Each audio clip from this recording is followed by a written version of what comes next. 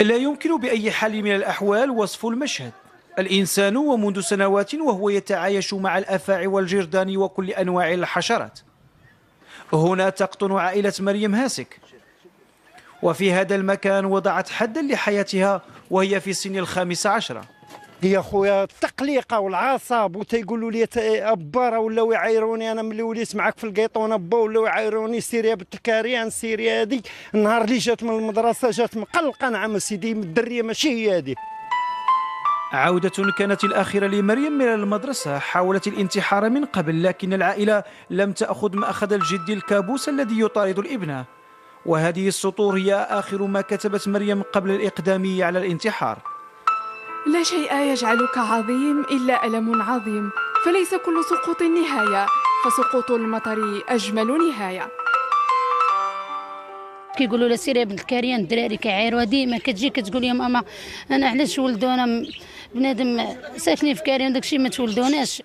منذ طفولتها وهي تعاني في الصمت ومن العزلة القاتلة. ظلت تعبر عن المآسي لكن في غياب آذان صاغية.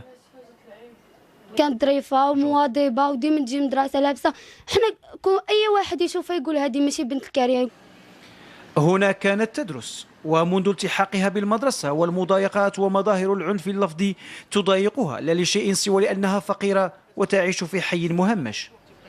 خاصنا ناخذوا كما قلت بيد هاد الوليدات هادو ونتصنتوا لهم ونتقربوا منهم ونتابعوهم ونحاولوا نقحموهم في الأنشطة ديالنا التربوية الثقافية الرياضية البيئية.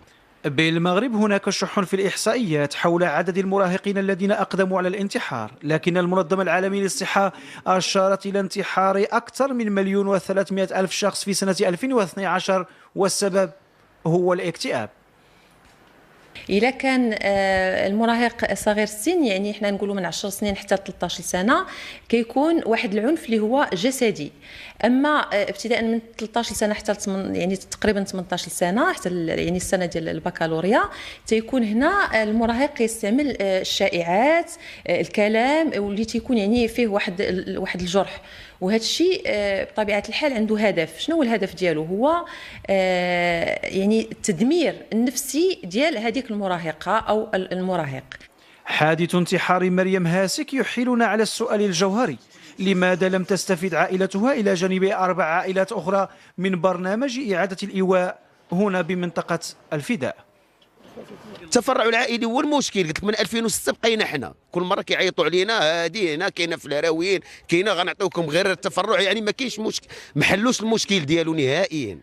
كاين بعض العائلات اللي كيكون عندها الابن ديالها متزوج ولا البنت ديالها متزوجه وكتعرف تسكن عندها، ملي كيكون عمليات الاحصاء كيطالبوا بان كل عائله براكه تاخذ 3 ليزابارتمون، وهذا غير بامكان لا الحكومه لا الدوله لا الامكانيات ديال البلاد باش نمشيو في هذا الاتجاه، لان لا حلينا هذا الباب على مصراعيه حتى المستفيدين الاولين غيعاودوا يرجعوا يطلبوا لنا بهذه الامور. حتى لا تتكرر مأساة الانتحار تطالب عائلة مريم هاسك بالرحيل عن هذا المكان، مكان تطبعه مظاهر الفقر والتهميش. يحدث هذا في قلب أكبر مدينة بالمغرب.